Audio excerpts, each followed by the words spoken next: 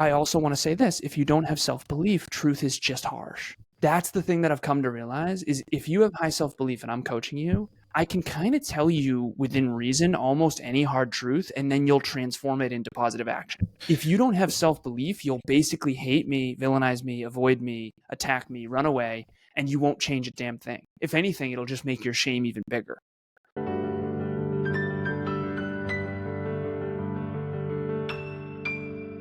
Okay, so the first thing to understand is I didn't understand any of this until way later. It's kind of like when you watch a movie as a kid and you don't get it. And then you watch it again as an adult and you go, oh, got it. That's kind of what it's been like in my life. I've done a lot of therapy in my 30s, reflected on my life and realized, whoa, that makes a lot of sense. So 2 years old, father passes away in a car accident when he was 28. Mom was 31, sister was 6. I'm a big numbers guy, so I think in chronological order and numbers, so you'll hear a lot of that. Engineering type, so I'm assuming you're the same way. I know exactly what you're talking about. And so after that, my stepfather came in from age 3 to 14. So my real last name is actually McCorkle. My dad is John McCorkle, and he came from a big Irish Catholic family. Birth father, Jim, Joe, John, Jane, Joan, Jeanette. Oh, jeez. Yeah. And so he was one of 6, big Irish Catholic family. And a lot of people, when they hear the name Lazaros, it's a very Greek last name. So Greek people, they'll come up to me and go, blonde hair, blue eyes, Lazarus. They look at me funny, you know? And I say, yeah, no, real last name is McCorkle. But anyways, I took my stepfather's last name around age 7. And we were sort of trying to be the Lazarus's. So we didn't really associate much with the McCorkles anymore. And I was just a kid, so I didn't really have much of a choice in that matter. And fast forward, my stepfather leaves at 14. Hardest year of my life. Didn't understand this at the time. Stepfather leaves. And up until then, from 3 to 14, I playfully refer to that part of my life as boats and BS. Mid to late 90s, early 2000s, .com bubble type of situation. Stepfather works for a company called AGFA. They did hospital computers. We do very well. Upper middle class type of thing. So boats, ski trips, dad drove a motorcycle, live on a lake. I get Xbox, Dreamcast, that kind of thing. Snowmobiles. My mom and stepfather had a very fun-centered paradigm. They believed life was about fun, so they had as much fun as possible.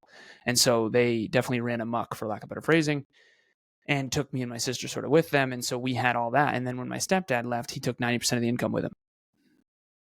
And we went from boats and ski trips and Dreamcast and Xbox and early Christmas presents to I get free lunch at school now because our income is so low. I want to go to college. I want to go to WPI, Worcester Polytechnic Institute. It's kind of like a mini MIT, but it's $50,000 a year. And so even if I get in, I don't know if I'm going to be able to go. Mom trades in her BMW for a little Honda Civic type of thing. We're not going to starve by any means, but we're not. Birth father passes away. Stepfather leaves. Didn't know this at the time, but unconsciously, I'm 14 years old, and I'm sitting there looking at the future going, okay, so there's no trust fund. There's no inheritance. And when I say no inheritance, I mean really, because my mom that same year got in a fight with my Aunt Sandy, her sister, and my Aunt Sandy sort of ostracized us from her entire side of the family. When my stepdad left, I haven't seen a single one of them since. The entire extended family. Grandma Joan, Grandpa George, like all of it. And so I lost 3 families kind of by the time I'm 14. Same year, sister moves out with her older boyfriend. So just talk about the abandonment challenges that came with that. Again, at the time, I had no idea. I was a freshman in high school, miserable human being, didn't understand why. Kind of had all the scaffolding ripped out from under me in a lot of ways. And there's 4 trauma responses that I've since studied: fight, flight, freeze, and fawn. Fawn was the one I didn't understand until my 30s. Fawn is appease. It's basically a social coward who just fits in to try to stay safe, sort of thing.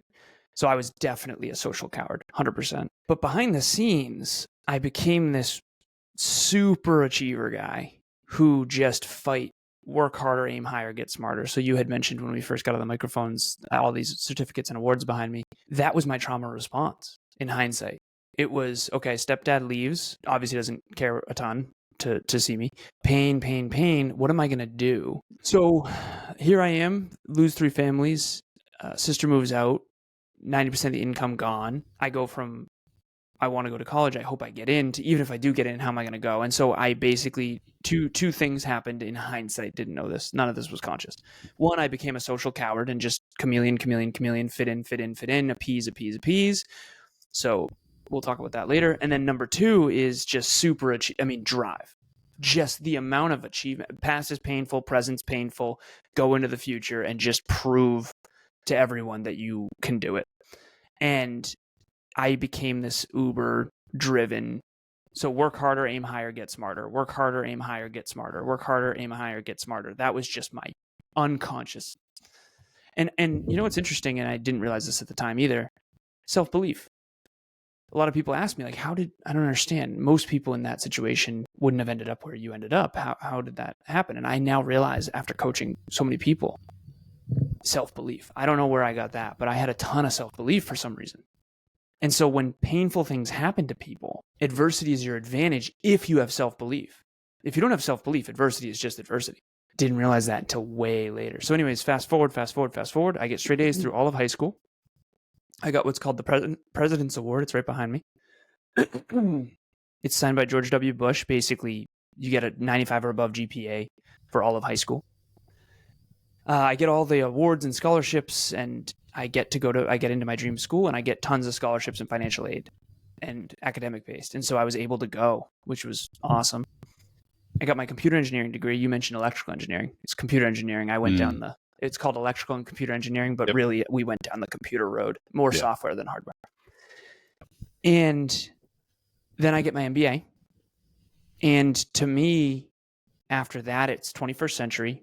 I've got my bachelor's in engineering. I've got my master's in business, and that combo is just very sought after. So I just worked a ton in corporate. iRobot, Sensata Technologies, Oz Development, Lens Americas, Tyco Safety Products, job offer, soul search, job hop, do well. And at this point too, and I realize this in hindsight, and please forgive me for sounding arrogant here, but I want to be as honest as I can. I realize now I had 2 advantages. One is I'm really, really smart, and that's always been the case. For whatever reason, just super smart. Awesome. Cool. Not allowed to say that about yourself, but whatever, I'm going to do it. Because the truth is, without that, there's no way I'd be here in this spot. Number 2, I was born in a country that invests in smart people. And so I got financial aid and scholarships, so I was able to get out of that sort of situation. So anyways, I just crushed it in corporate because I not only was really smart, book smart, like straight A's in calculus while partying all night type of thing, but also I could talk to people. I was very social. And communication and effective communication is just such a powerful skill in corporate. So I did really, really well. I thought money would solve my problems because when my stepdad left and took the money, I figured money would save my family. That obviously is not even remotely true, but that was my narrative at the time.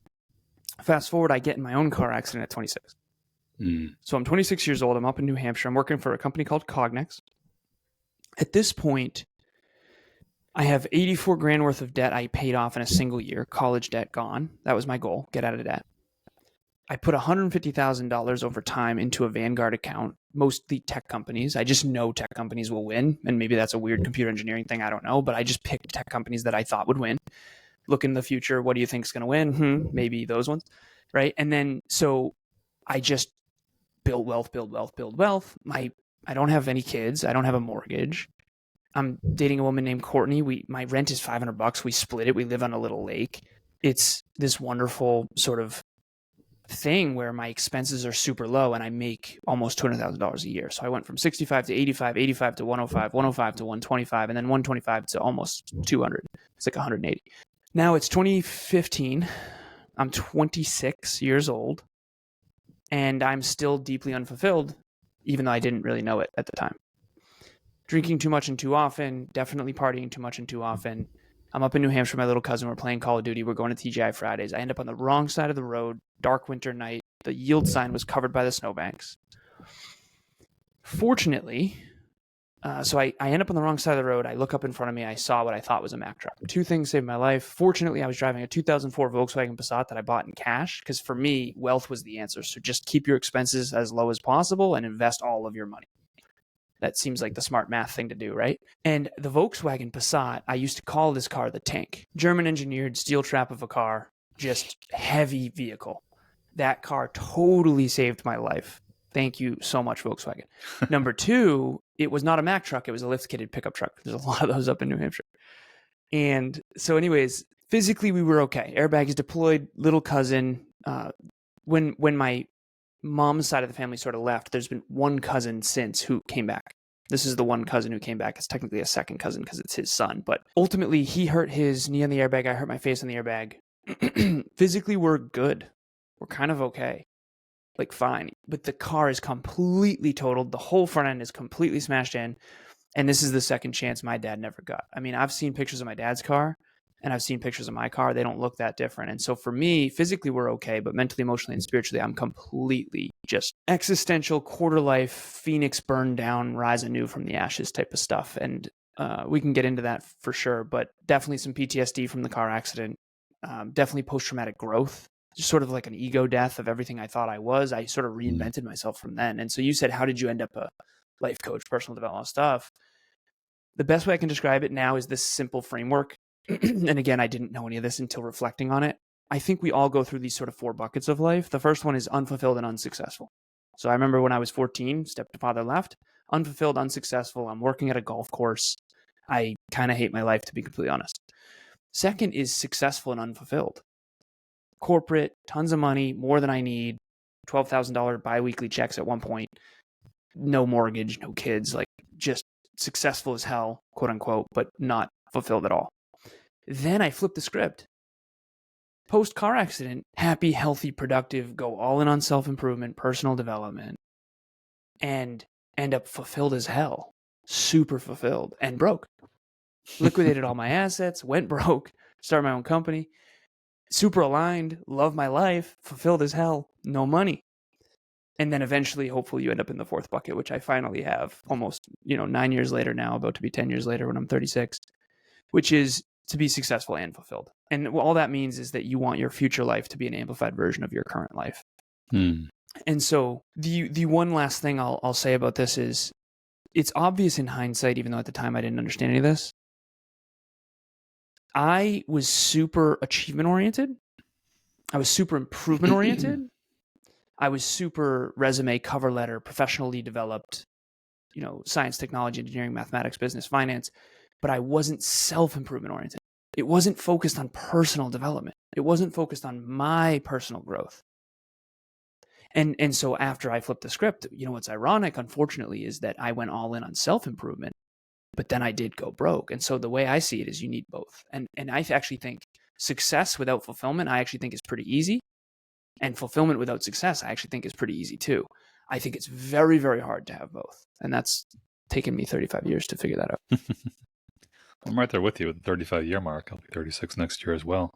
Nice. Definitely going through a lot of self-reflection on the past and where I am, how I got to this point. Like the engineering degree I didn't use, and I've been like getting through trying to like let go of the idea of where would my life have been had I just gone into engineering and started saving my money and investing, from what, like 15 years ago and all this stuff versus now.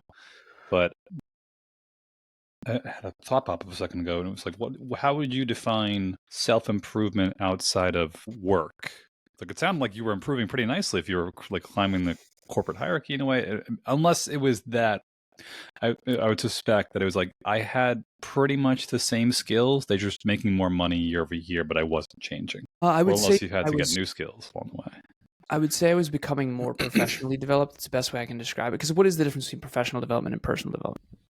Professional development is like more effective communication, better leadership skills, better hard skills, better coding or leading a team or whatever it is.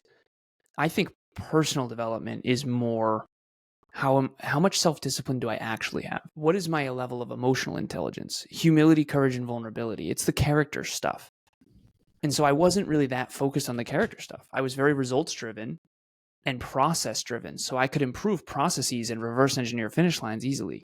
And that actually I've turned out is actually one of my most important skills, because a lot of people actually don't know how to do that. But that stuff was really easy. Like I decided in advance when I was very young. It was I used to not share this because I was too much of a coward, to be honest. And now I realize how weird this is, even though at the time it didn't seem weird to me at all. I remember thinking, okay, I want to do lawyer, politician, president, or I want to do engineer, MBA, CEO of a Fortune 50 tech company, like my hero at the time, Steve Jobs, no longer my hero. But that was literally what I did. That's why I got my MBA. You know, a large percentage of Fortune 500 CEOs have their engineering undergrad with an MBA combination. Like that was all reverse engineered. And that's a skill that I've come to realize is actually really rare. A lot of people don't know how to do that.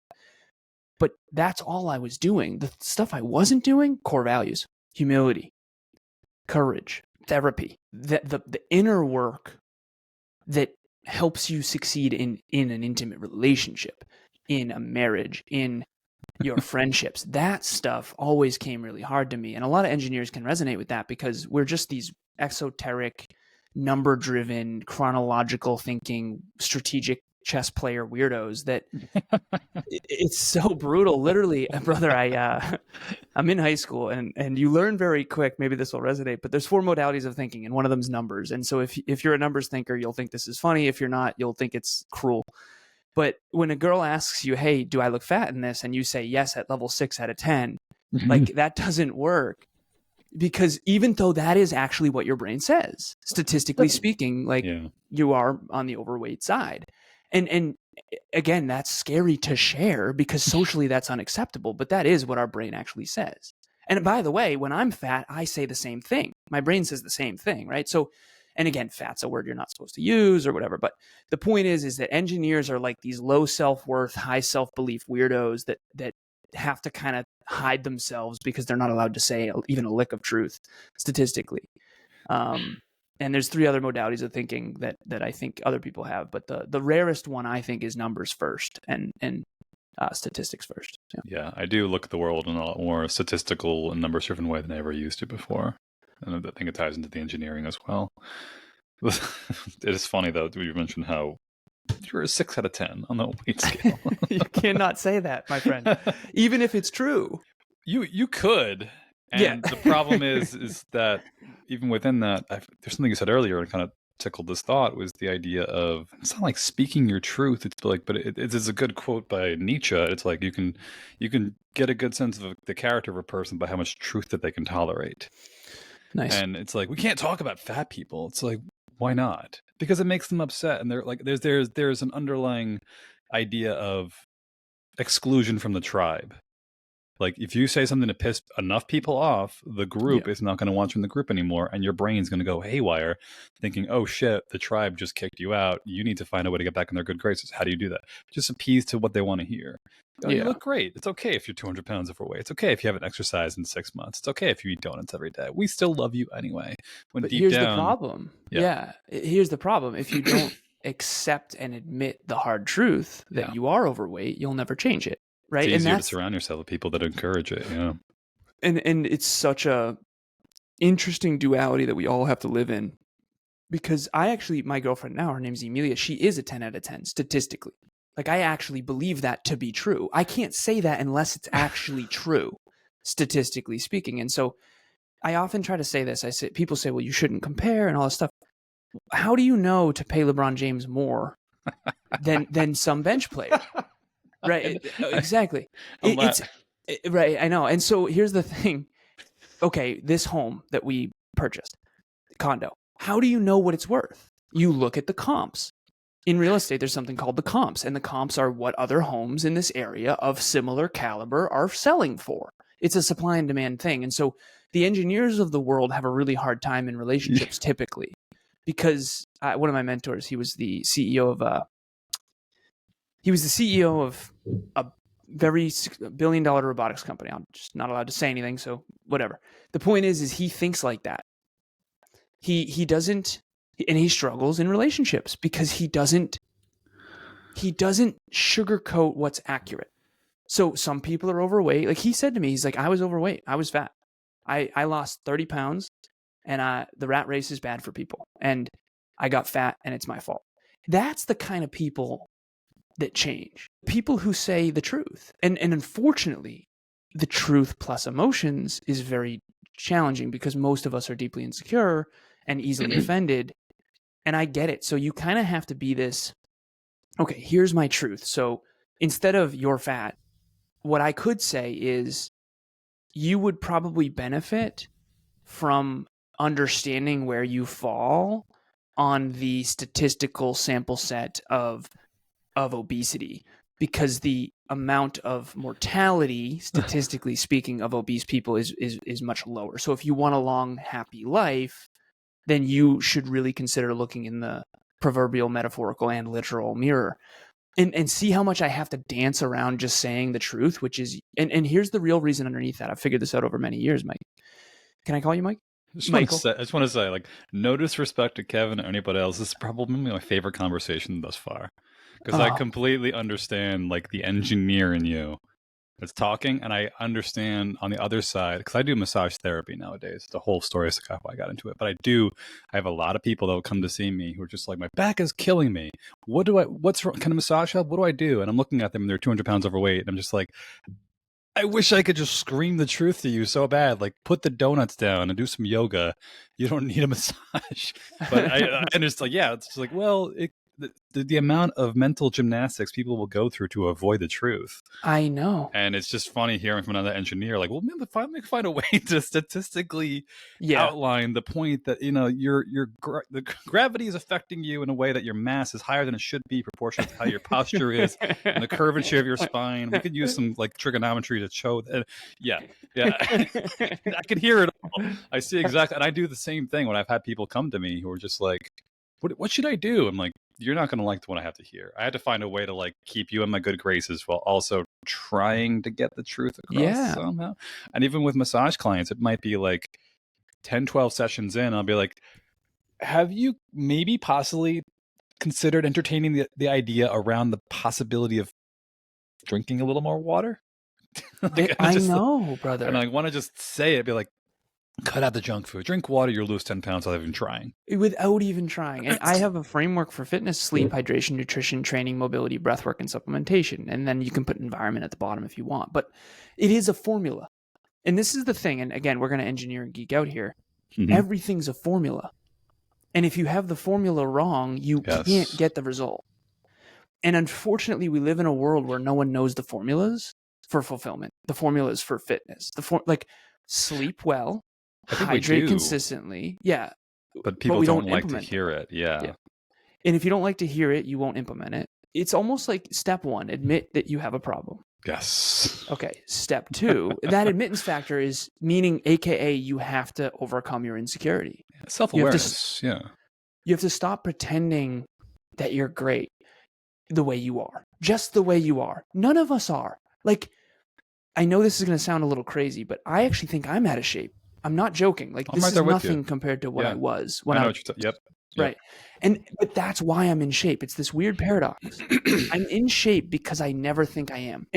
But I also want to say this: if you don't have self-belief, truth is just harsh. That's the thing that I've come to realize, is if you have high self-belief and I'm coaching you, I can kind of tell you within reason almost any hard truth, and then you'll transform it into positive action. If you don't have self-belief, you'll basically hate me, villainize me, avoid me, attack me, run away, and you won't change a damn thing. If anything, it'll just make your shame even bigger. And so that's what I've come to understand, is the world is very separated into two different sort of buckets. One is I have high self-belief and I, behind the scenes, am extremely effective, but then in public, I kind of dim myself down and I kind of pretend I suck. And then there's the other bucket, and that's the much smaller bucket. The much bigger bucket is I pretend to believe in myself when I don't. It's actually mostly inflated self-worth that's unearned. And I basically am always comparing to people less than me so that I can feel like a big fish in a small pond, even though deep down, I know that I'm actually really neglecting a lot of really important things. Yeah, it's just funny how similar we are. It's nice hearing myself from a different perspective, and like seeing that you found success in life through that truth seeking and being self-belief thing, because I've been kind of like back and forth in that with people in my life and friends and family, and how many times you just, like, the equation or the formula. I remember I had a girlfriend years ago who she knew it was an injury back in college. We kind of dated briefly after college, but I remember one of her favorite quotes was like, "I'm not some equation you can just solve." I remember, like, you kind of are. Not 100%, but like your behavior after a while becomes predictable. Your routines, your patterns, and whether it's compounding in the right direction or against you, it's depending on actually, are you like compound? It's like I have a habit of going to the gym every day. That's a positively compounding thing. I have a habit of eating donuts every day. That's negative compound, but it's your behavior and being aware of it. I'm pretty sure you know Alex Hormozy. Mm-hmm. There's a really good, like, it's like a story he tells about a friend of his who's like a 100 millionaire, billionaire, whatever this guy is, and he was talking about his social media presence, and he mentions how like, well, I'm posting pretty regularly, but I'm not really getting much of in the way of results. Like, what do you think I'm doing wrong? And he's like, oh, let me just look at your stuff. And he looks at like just YouTube. He's like, is this all you have? And he's like, yeah, I post like once a day. And Alex is like, I post like 300 pieces of content per week. Yeah. And the guy just looked at him. He goes, okay, got it. And then just moved on with his life. Didn't go like, well, but I mean, what? And she's like, nope. That's like, so if you go to somebody who's out of shape, out of weight, out of like whatever, overweight, wants to be in better shape.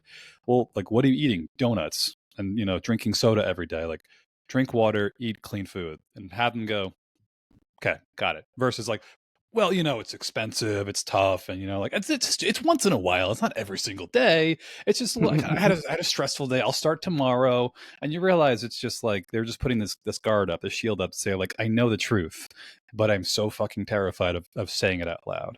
100%, and that's the ego. That's the shield. That I have this framework, big on frameworks and formulas. Kev knew. He said, I'm interested to see what you think of Michael because I think you guys are going to get along really well. Yeah. It makes perfect sense. We may have just became best friends. I apologize. Yeah, we're going to do karate in the garage. Probably not because we're too busy. But okay, so the outer circle is what you want others to believe you are. The next circle in is what you want to believe you are. The inner circle is who you really are. My objective in life, I kid you not, is to make sure all three of those circles are the same. And so the amount that I changed from when I thought we were doing the episode to when we were doing the episode, I hope was minimal, because I don't want who I am in the real world to be different than who I am on social media. Yep. To the best of my ability. Now, that becomes with a challenge because of what I said to you earlier when we weren't recording, or maybe we were, I don't know, where I talked about the wide net.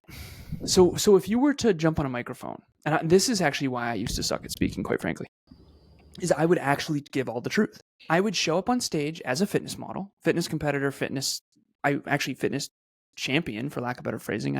I won a fitness show, and a fitness coach. And I would say all the formulas. And I realized that no one liked my speeches and everyone loved Kev. And I didn't understand why, because my speech, I thought objectively, was much more valuable. Yeah. My speech is only more valuable if you, number one, have level 10 self-belief. Number two, are ready to hear level 10 hard truth. And number three, have your ego under control to where you wouldn't villainize me and are actually ready to transform through humility, courage, and vulnerability.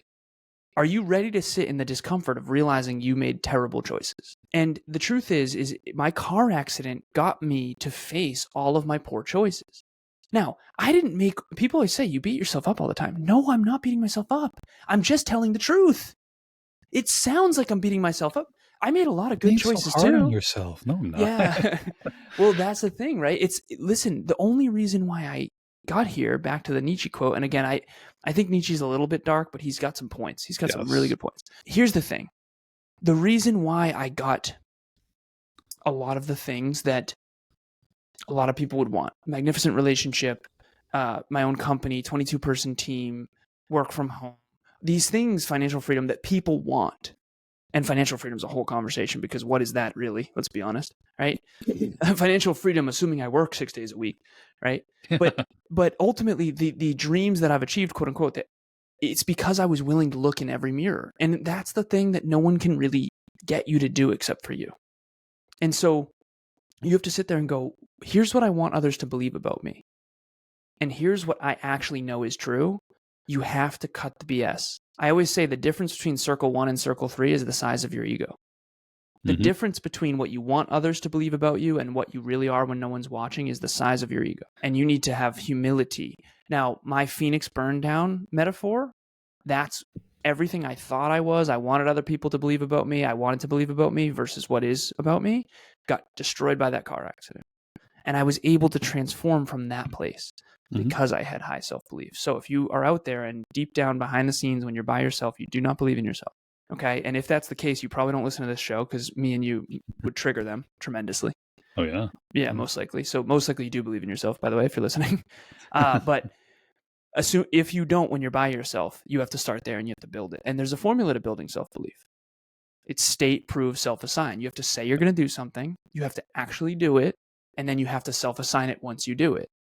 But if you constantly let yourself down, if you keep saying, I'm going to go to the gym and don't go to the gym, your unconscious and subconscious says you're full of it. You're not going to build self-belief that way. If you're stumbling upon success, if you're stumbling upon paychecks, if you're stumbling upon jobs, you're not reverse engineering anything, you're never going to build belief.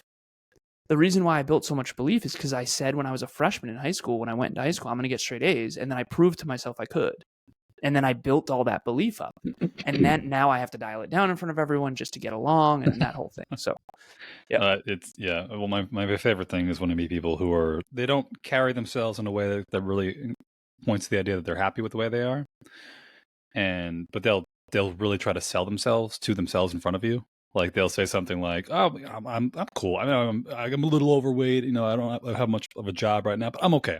I'm happy with life." And my first thought is like, who are you trying to convince, me or you? Yeah. Like, talk to yourself. You know who they're trying to convince. Yeah. They're trying to convince themselves, right? Because that protects them from having to change. Well, that's the interesting part, I think, that people don't realize that there's multiple, I would say, personalities or like sub mindsets within yourself that you have to actually convince another part of yourself to then convince you to keep yourself in that space. One thing I'm interested to hear your perspective on, though, is the difference between, if there is a difference, something like self-belief and self-confidence versus like ego and arrogance and things like that. Because I definitely feel that sense, because you mentioned before, when I went to engineering school, I was just like, I was working out like crazy and chasing girls, barely studying for the first 3 years. Fourth year, finally got my head out of my ass. And it was like high-level calculus, you know, like control theory and like the Calc 4 and whatnot, and like the super engineering topics we're doing. Everything like that. Like you can only party all night. You can only party all night and get straight A's in the calc exams up until a certain point. Up until like Laplace transforms in Fourier. Yeah, man. Oh, Laplace in Fourier. I lost my shit. Signal analysis was awful. Holy crap. Yeah, you can't. I had to go to class for those ones. Yeah.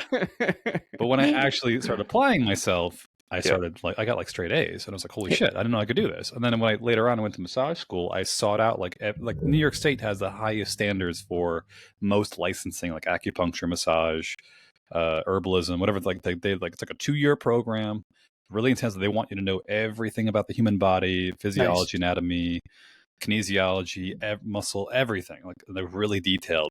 And I sought out the most difficult teachers, and I just got A's. I was valedictorian of the class, A's across the board. And anytime I jumped into a new activity, learning a new language, learning an instrument, something like that, it wasn't like you said, but like I have a hard time balancing. Is it that I'm smart? Is it that I'm ambitious? Or maybe just a nice combination of both? Because I can pick it up, but I also don't stop until I succeed. I'm obsessive about I need to. Like I want to accomplish this thing. And if it takes me 3 months, 3 years, I'll just keep doing it until I get there. Yeah, that's the persistence. But trying to identify the difference between, like I said before, like, do you like? My favorite is like people just like, well, you just got lucky. Well, you're lucky because you're smart, you're tall, you're in good shape, you have that. You're just like, yeah. And there's people dumber than me that are 10 times more successful. Yeah.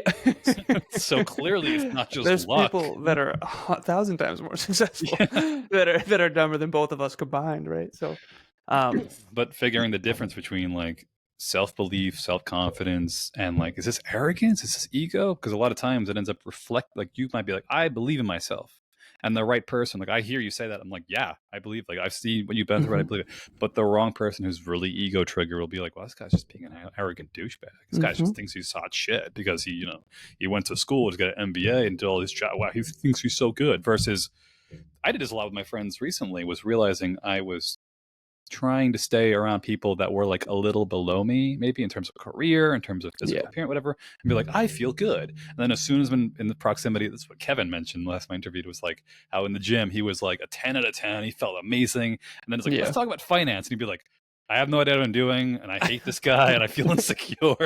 But taking that as like, can I learn something? Is this an area of opportunity for growth for me? Instead of saying like, I'm going to leave because I don't like it here. The best quote that I have for that I've uncovered is, you can either feel good or get better, never both.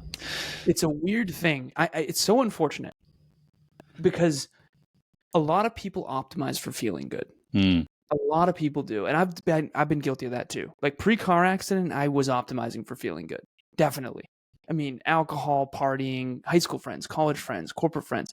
To be completely transparent here, a lot of people are very impressed with my achievements, and I appreciate that. But they're not nearly what they should have been or could have been, because I didn't apply myself nearly as much as I should have. Like straight A's in high school, it was I put in more work than the average bear, but it was pretty easy for me. And I didn't even come close to maxing out my potential. Not even close. And so all of us have a unique potential, and that's why this conversation is so hard, because I have this asset. It's like an iceberg, and it used to be on my whiteboard, so now I'm looking at it, and it's not on there anymore. I'm in trouble. So at the top, there's results, and then underneath it is this huge iceberg. And this is what I pull this up in my coaching program, and I say, okay, where are the bottlenecks? So at the very bottom is potential, though. And there's a whole bunch of things in between. Choices, core values, freaking environment, systems, processes, tools for success, all these different things. There's like 15 of them or something like that. But the very bottom is potential. The thing that's truthful, that is so hard to share here, is that all of us are not even close to equal potential. And this is something that, particularly in the 21st century, we've tried to kind of get away from. Oh yeah, anyone can do it and all that stuff. The truth is, you can't. Mathematics, for example. From when I was a kid to now, it's just always been, I mean, I talked to my girlfriend, I say, in 2017, you had a 3.92 GPA from Providence College, like math and memory. She said, you have a photographic memory and your mathematics is wild. I walk into a Panera Bread and I can see the P&L statement. Right? And that's all I'm thinking about all the time. I ask Kev these questions and he's like, dude, I've never thought about that once. And in my head, it's, brother, you don't know how the world works then. And if you don't know how the world works, how are you supposed to flourish within it? Now, here's the thing. I knew how the world worked. 3 things you have to master in life. Self. That's the one I was missing. Whoops. So I mastered how people work and how the world works. So you have to be accurate in your thinking about 3 things if you want to make good decisions. I use the GPS as an analogy. Imagine a GPS that doesn't have accurate data. It thinks it's a road. It's actually a lake. You drive off a cliff into a lake. That's what most people are doing in life. And then they're blaming the lake, when in reality, you're thinking poorly. So you make a wrong turn because you think poorly. You have poor thinking habits. Your thinking is inaccurate. All I'm ever doing in my coaching is getting people to think more accurately about themselves, about other people, and about the world. How they work and why they work that way. How other people work and why they work that way. And the world, how it works and why it works that way. Everyone's missing one of those 3. Everyone has one that they're really good at and one that they really suck at. So the one I was really good at was how the world works and why it works that way. Engineering, external systems, processes, businesses, science, technology, engineering, mathematics, business, and finance. Easy peasy, lemon squeezy, not hard. Other people, it's like, I can't even believe that you don't know that. How could you go through life not knowing that? And see, you're laughing too. But it's the same feeling. Right. And it's so nice to know that I'm not alone. You're not alone, brother. But here's the thing. I didn't know about vulnerability till I was 29 years old. Yeah. I didn't know what vulnerability even meant, dude. And I wasn't vulnerable. No wonder why my relationships weren't working. I didn't understand. And this is another piece. I think this will be personally valuable for you. I realize now, because everyone would always see me as arrogant. And I know you've dealt with that same thing. And in my head, it's like, I'm not that arrogant. I don't understand what you guys are talking about. 2 things. Number 1, I believe in myself a ton. Most people don't and think they do. So I must be arrogant, quote unquote. The second thing, I finally figured this out, man. If I believe in myself at level 10 and I only have level 7 humility, I look level 3 arrogant. Oh, whoa. Most people are more humble than they are belief. So they look modest. Yeah. Dude, I have level 10 self-belief. I never worked on humility. And as I've gotten older and older and older, I've started to work on it. Now I seem less arrogant, probably not on this show, but humility is an extension of like how you approach and express to other people. Say that again. Humility as a way of saying like, how do you present to people? Yeah. So now the plot thickens because there's external humility and internal humility. So internal humility, I actually feel I have in spades. That's why I read all the books. That's why I take all the, like I took a course this morning. Why, if I was arrogant, why would I take a course? I already know everything. Why do I need to learn more? Exactly, right? So humility in action is what I look for. And by the way, if you're a leader and you're starting a company, do not ever hire someone with low inner humility, ever. Biggest mistake I've ever made is, because Kevin is outwardly humble and inwardly humble. What he doesn't realize is that a lot of people are externally humble and inwardly arrogant. In other words, they think inside, they think they know it all. But externally, they pretend to be modest, when in reality, they're sort of placating. And then when they get around someone who actually has real humility and actually has real self-belief, a lot of times they attack, and that's a whole nother thing. But ultimately, if you do have high self-belief, you need to have the same amount of humility in the opposite direction in order to stay centered. And I think centered is more of an energy, and I think arrogance is usually an energy. So I feel like if you're humble, courageous, and vulnerable, and you sit in your truth, you'll resonate with a certain energy. Because I look back at old episodes from 200s and 300s and 400s, and we're at 1800 now. And I do sound arrogant compared to me now. And I think it's because of an intensity that is maybe rooted in some insecurity. The difference is the insecurity is different than people think. Most people think you're arrogant, you're insecure, that you don't believe in yourself. And so you're sounding arrogant and inflated because you're actually insecure and don't believe in yourself, when in reality, I'm just insecure around other people. So I'm insecure about other people's insecurities. So one of the reasons I can be more my authentic self with you is because I know you believe in yourself a lot. If you didn't believe in yourself a lot and you had a core wound of defective, not good enough, not capable enough, not smart enough, I would not be able to play like this. Otherwise, you'd constantly be doing this with me and trying to kind of knock me down to get back to energetic dominance. I understand. Yeah. Like I had a thought earlier. The thought is around genetics and ethnicity and things like that. I'm 50% Ashkenazi Jewish on my mother's side. And there was a point where I was just like Googling, like, what does this mean? And like Einstein was Ashkenazi. And a lot, like, I think like the highest percentage of people who hold Nobel Prizes in like science and things is Ashkenazi. And just thinking like, well, how do I reconcile the fact that I have potential that I didn't ask for versus people who may have just been born to a certain ethnicity that is just not the same, has the same potential level, and learning to just keep yourself humble. Like I get this all the time with massage. I do a lot of therapy in massage. And in the beginning, I'd hear people telling me, like, asking me the same questions around certain things. And you'd be like, how the hell do you not know this? Yes. And I realized, like, okay, like, not everyone's life story is the same. Not everyone's inquisitiveness towards everything in the world and self-questioning and beliefs and whatnot is the same. And gotten very good about where I can meet people where they are and like try to take them as far as they can go, rather than say, I'm here, you should be here with me, and then let's go to the top. Versus like, you're here, I'm going to just try to meet you here. I'm going to try to use the wording I can to convey the idea without going over the top complex if I don't have to, even though like maybe I could, but you keep it down there and you say, okay, let's see if we can get like 1 or 2 notches ahead of like what's going on in your life right now, what's going on in your relationship, leadership. What's going on. Yeah. And That's recognizing leadership. that. Yeah. That's also effective communication. You can't teach Calc 4 to someone who's in pre-algebra.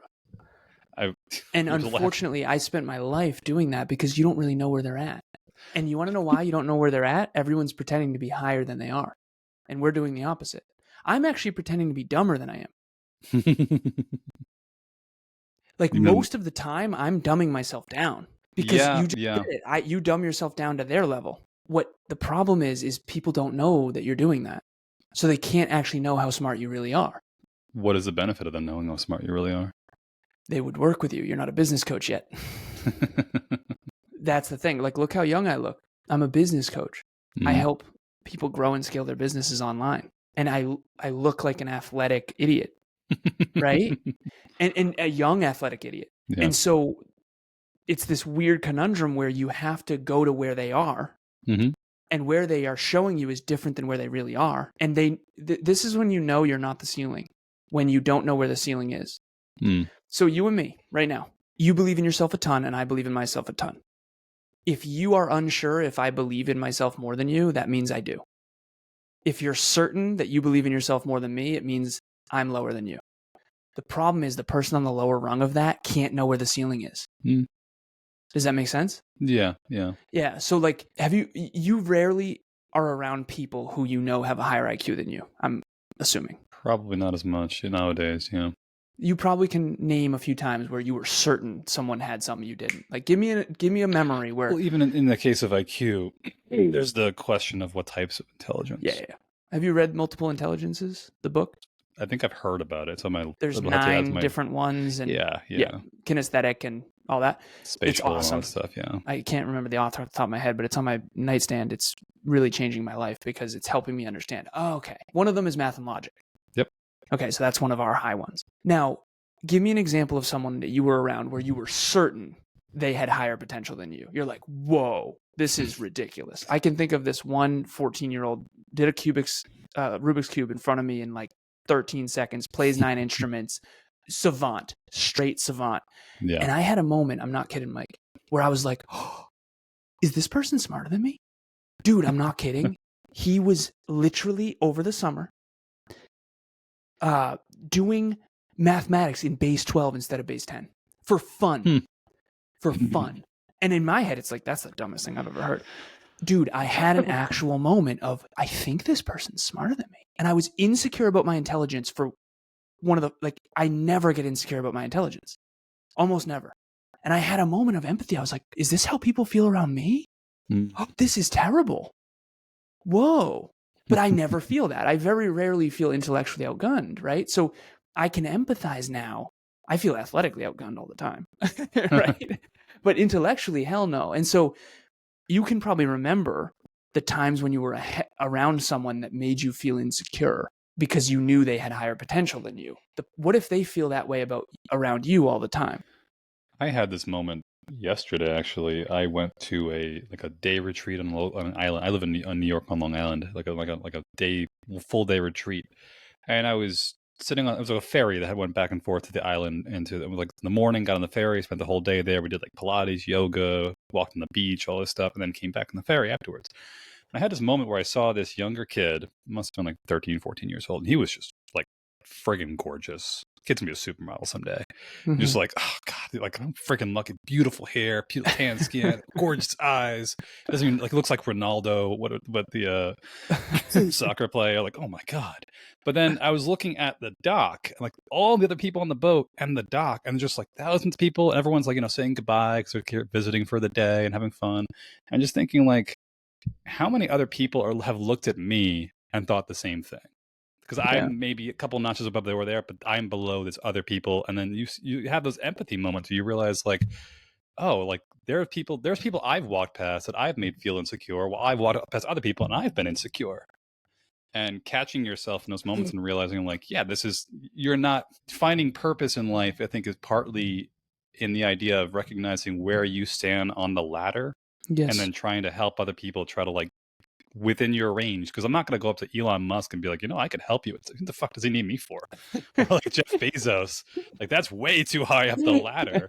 But recognizing like you don't know exactly what potential, you have an approximate range, and you have an ability to find people within your space on the ladder and trying to like help them up while you're trying to help yourself up. And we're all just kind of like finding our place in society and our purpose in the world, and then climbing up from there. And that's part of the humility thing, is to recognize there are people that are just way the fuck up the ladder, higher than you will ever be, and you may never get there, and that's okay.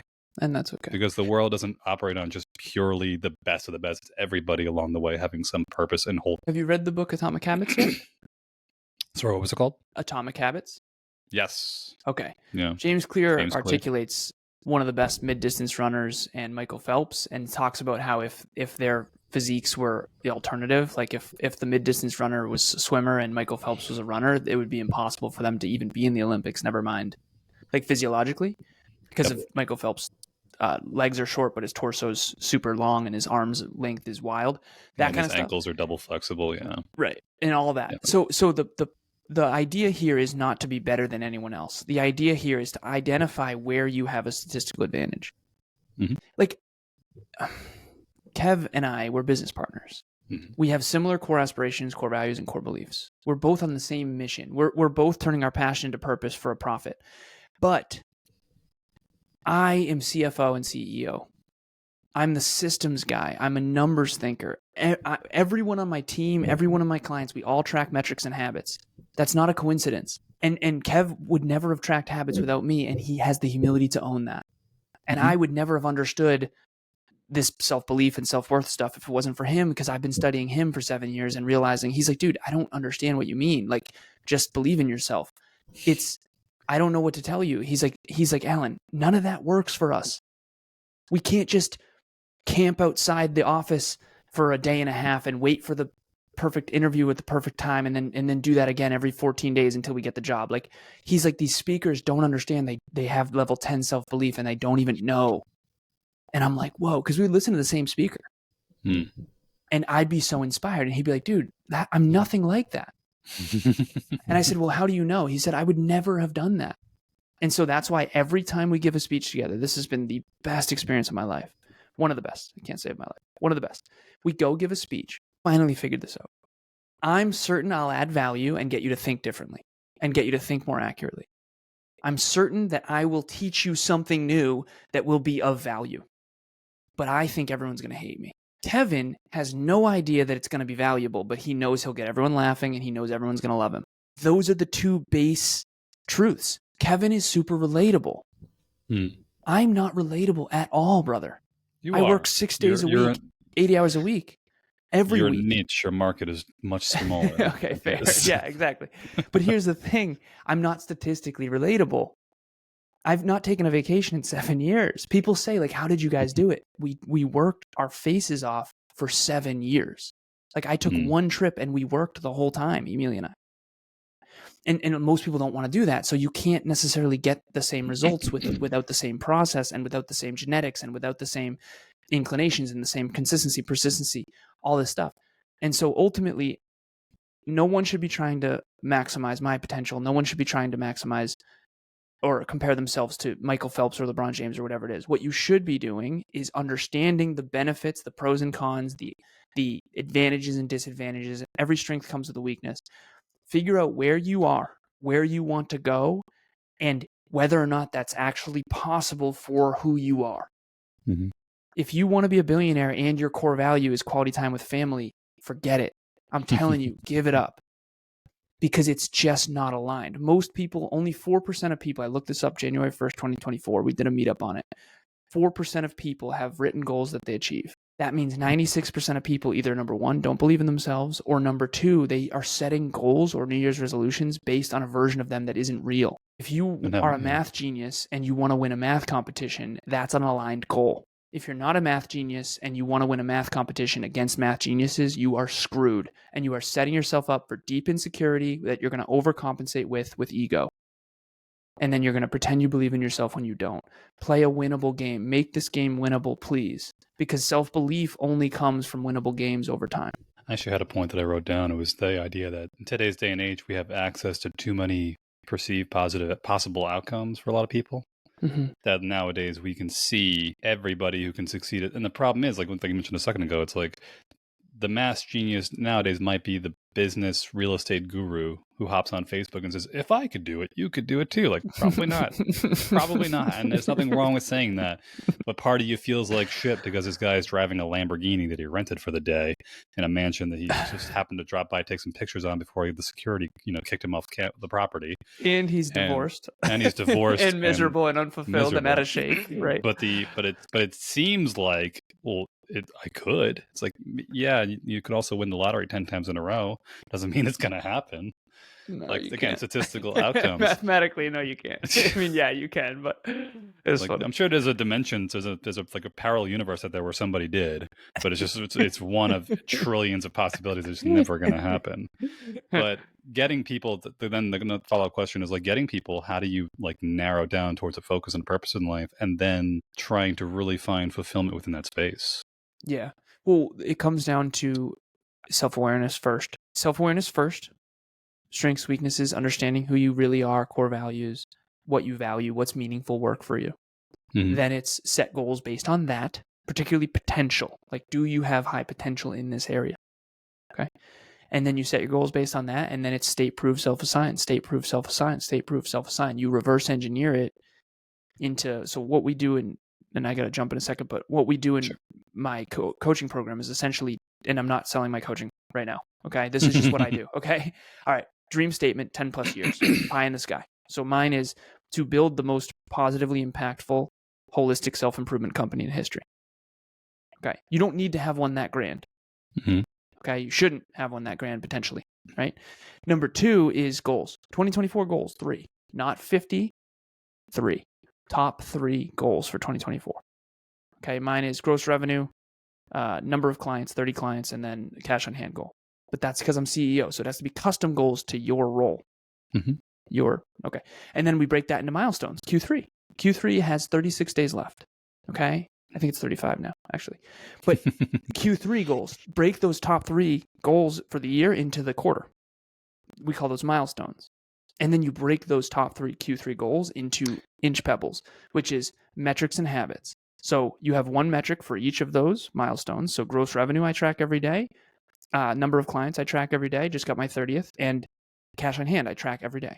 And then I have habits that lead to those metrics. And so inch pebbles lead to milestones, milestones lead to goals, goals lead to your dreams. And that's reverse engineering. And then it's just set up the train tracks, stay on the train tracks, improve the train tracks, rinse and repeat forever. That's a success scientific formula.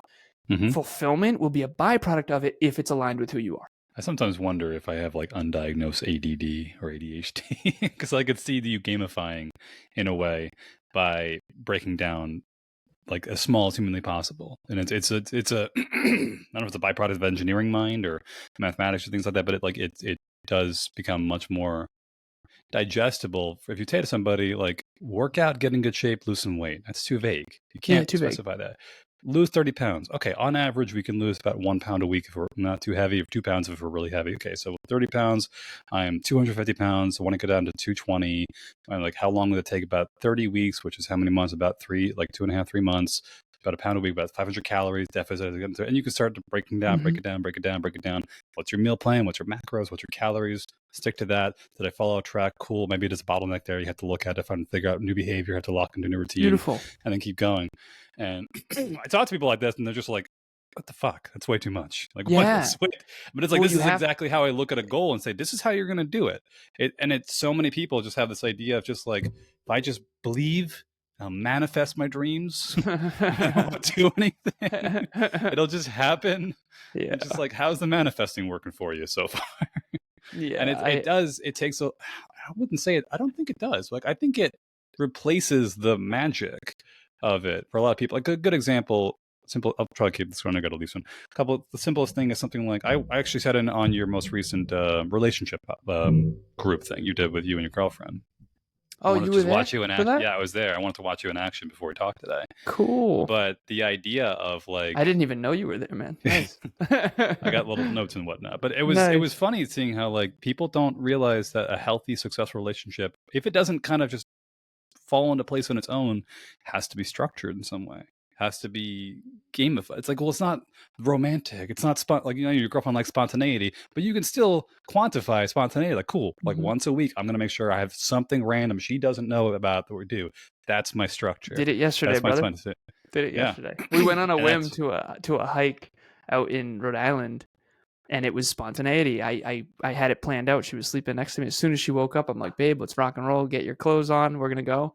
And we had a whole little mini day. And that was all engineered, man. Yes. Of course. Yeah. And of course. There's this, I don't know, there's like this, people have this idea of magic behind the unknown, when in reality, like the magic you seek is that which you can just structure in a way, and whatever works for you. But you can't if you don't have the math principles. Yeah. The universe is mathematics. Mathematics is the study of the universe. Physics is the study of the physical universe. Biology is the study of living things. Chemistry is the study of matter. You have to know the sciences. If you don't know the sciences, you can't make chocolate cake if you don't know the recipe. And if you don't know the sciences, you're not going to be able to manifest your dreams by hoping. Hoping is the first part. Believing is the first part. After that, it's all the sciences. And so I wonder to myself, like, can you be fulfilled as a human being without being able to achieve things that you value? I think the answer is no. And so success and fulfillment are connected. The problem is you can be successful without fulfillment. I did it. And you can be fulfilled without success. I did it in terms of monetary value. Like I was super fulfilled in my work, but I wasn't making enough money to sustain it.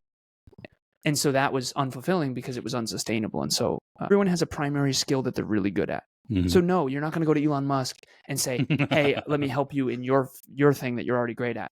But there is something that you could help him with. And if you can figure out what that is and double down on it, you'll be good. So mine happens to be reverse engineering and the science of achievement, which is taking your goals and dreams and values and fulfillment and what's going to be aligned for you and breaking it into a system and gamifying it, to your point. All video games have a gamification. That's why they're addicting. If you played Diablo 2 or Halo 2 or StarCraft 2 or whatever it is, they all have metrics. They all have things that create dopamine. Yeah. And you can do that with your life. The problem in a virtual world is you're really good at this video game in the virtual world, but then when you get to your real life, you're not. And what if you gamify your life in a way where it's winnable, both short and long term, sustainable, both short and long term, and it improves over time? I mean, to me, that's the dream. Yeah, I'm in the process of actually just coming to accept the fact that gamification of my life is the best way to live my life, because I've been trying to kind of play it by ear and just play it day by day, and I just find myself just not as happy, not as fulfilled, not getting stuff done because I don't have enough of structure to kind of buffer myself against the infinite possibilities of what the day could be, versus saying no, narrow it down to what you want to work on, and substructure that into different things and tasks you can do in the day, to then at the end of the day go, oh shit, I did it. How did I do it? Step by step. Love to continue this conversation again soon. I know you got to go, but thank you so much for your time today. Thank you for having me. This was awesome, and I would love to come back whenever you're ready. Just shoot me an email, man. Awesome.